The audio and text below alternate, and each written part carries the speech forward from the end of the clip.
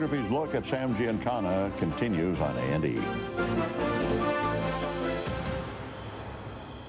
Transportation unions were best for Giancana. He could squeeze businesses by cutting their supplies. He could pretty much shut down a city the size of Chicago. Unions were Giancana's path to real national power. The more local unions he controlled, the tighter his grip on Jimmy Hoffa, leader of the Teamsters. Now undisputed head of the Chicago Mafia, Sam Giancana's empire stretched hundreds of thousands of square miles to Las Vegas and the Pacific. Giancana reveled in his own legend. He possessed an intoxicating combination of money and absolute fatal power. He was magnetic. I thought he was special. His frail Italian wife, who had never strayed and never dared question him, had died. Alone in Las Vegas, he fell in love.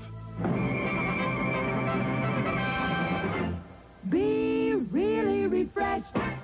Phyllis McGuire, lead singer with the McGuire sisters, was America's sweetheart. King size Coke has more for you. Get value, live refreshment too. King size Coke. She dated Elvis Presley, but Sam Giancana was the real thing.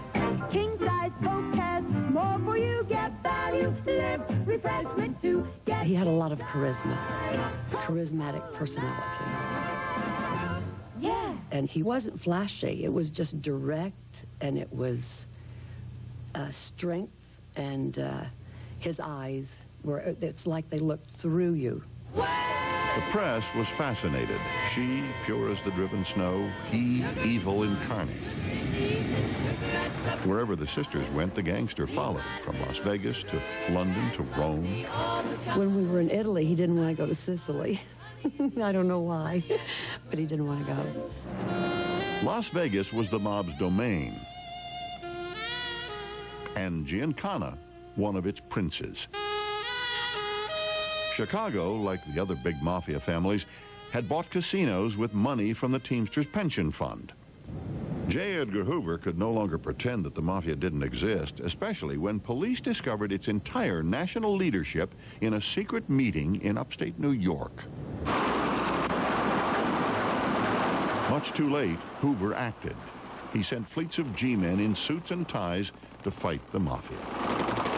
Agent Bill Romer was sent to Chicago to deal with the legendary Sam Giancana. The city seemed to him like occupied territory, its police and judges controlled by the enemy. Romer became obsessed with Giancana.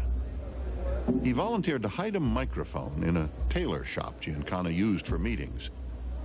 Such methods were officially forbidden. Had he been caught, the FBI would have disowned him. I was what we call the case agent. I had the ticket, the assignment card, and so I led the entry into the headquarters of the Chicago mob that very first time.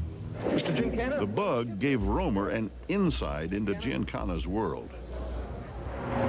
He inhabited a strange parallel universe that mimicked the straight world. It was highly organized with its own hierarchy and disciplines. Sometimes Giancana sounded efficient, managerial, other times almost insane. In my opinion, Sam Giancana breached the limits of rationality.